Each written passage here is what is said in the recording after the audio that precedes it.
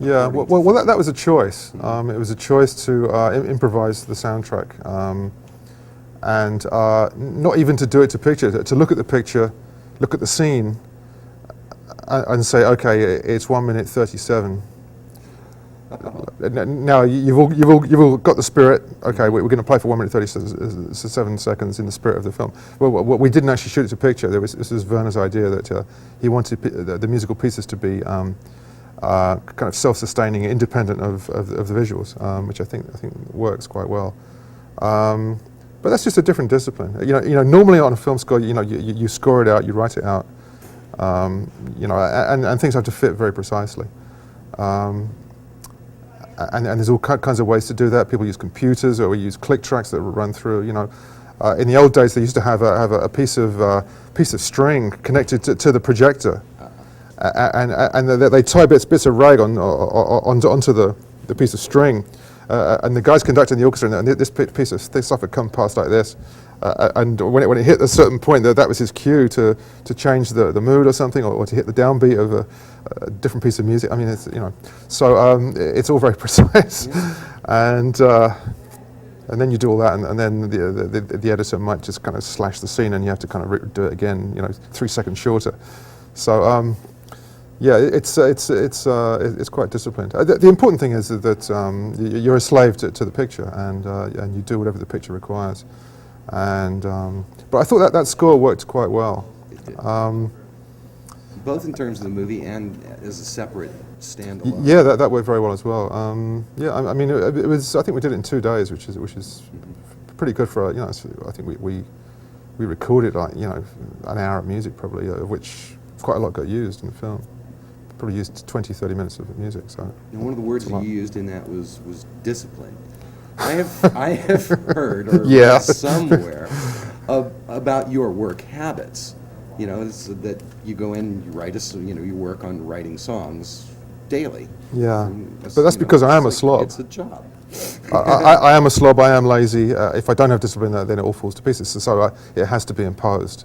I have to impose it on myself. You'll see me flagellating myself later. But I figured this would be, something like 1,000 Years would give you a break then from having to come up with, Oh yeah. Well, it's a busman's holiday. It's a different discipline. There are serious disciplines involved in 1,000 Years. Our arrangements have to be tighter. We have to change, screw on a new head. Every century. You have to think in a different way. Which is the hard thing about this show. I mean, you're going from genre to genre to genre to genre. And it never lets up. You have to keep changing. And we do a lot of research for this show and a lot of rehearsal for this show. Well, spinning it back toward video, which is what we do so miserably, I was telling these guys, I saw a couple of Richard Thompson videos, which I don't know how much they made the charts on MTV. Massive. But there were 2 really tremendous videos I saw, one of which was for The Wrong Heartbeat. Uh-huh. Can you tell us a little bit about that? Because I thought that was probably one of the funniest videos I ever saw, and it's a really good insight into, I thought, people trying to pigeonhole you in these different roles, and then, I mean, you really kind of break from all of that. Well, try to.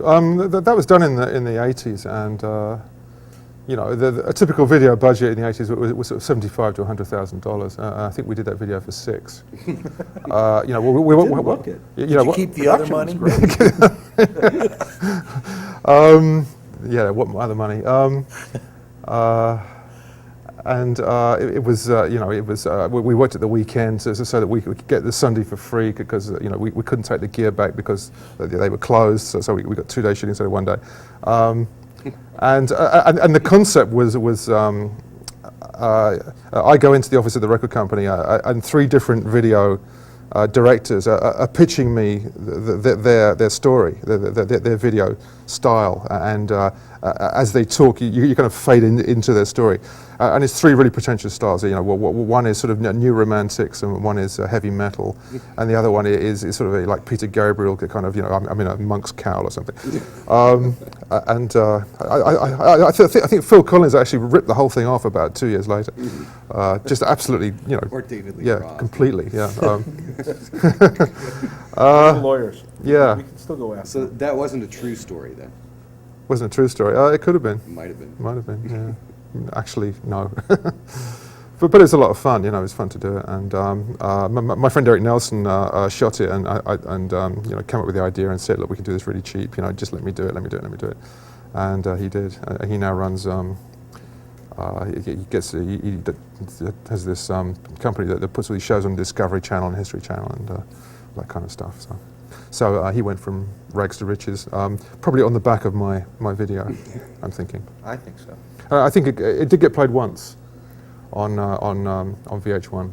It was VH1, yeah. It Yeah. wasn't MTV. Yeah. The other one I saw on DTV, when Disney used to have,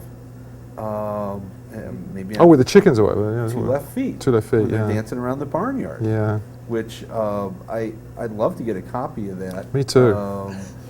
My kid would probably get a huge kick out of it. Yeah. But any other video projects pending? I hope not. I'd love to see one for Those are Dad's over Gonna with. Kill Me. Well, we had a great idea for Dad's Gonna Kill Me, which we took to the record company, and you know, they kind of balked at the price. You know, it would have. I think we could have done it cheap, but it still would have cost like 30,000 or something.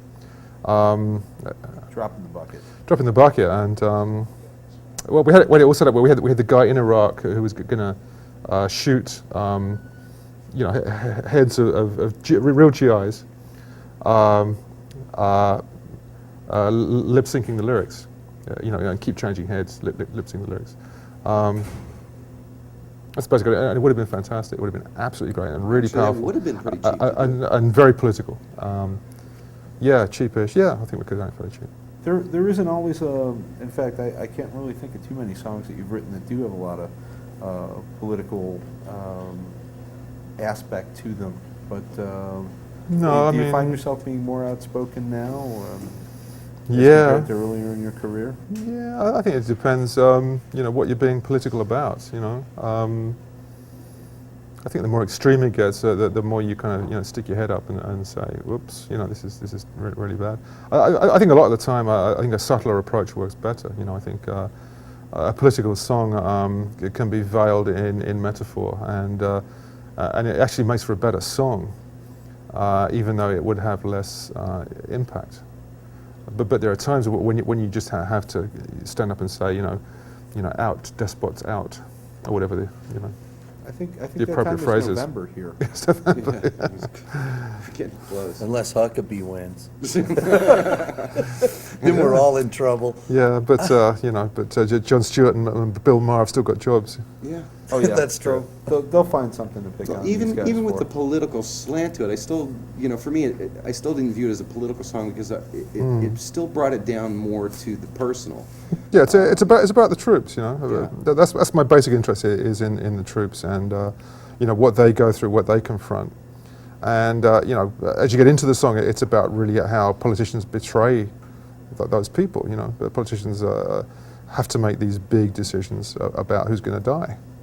You know, and they make them and you know, still manage to sleep at night. I think often, and I think if you're a politician, you better make damn sure that the war you're engaging in is moral. You know, deeply moral. It hasn't happened here. It doesn't happen I think here. it's a great idea. Yeah, it's a good idea. Yeah, it's a good theory. We have this popular bumper sticker over here that says, "Who would Jesus bomb?"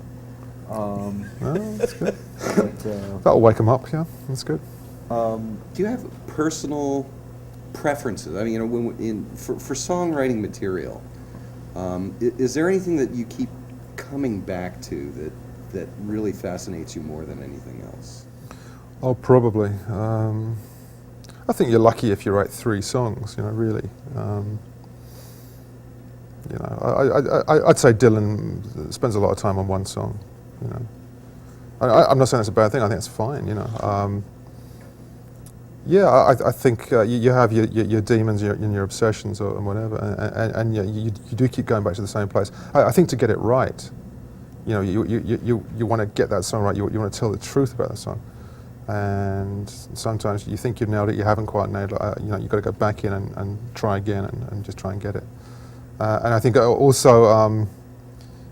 I think often you're circling around a center. You know, there's a central core of what you're trying to say, and sometimes you're looking at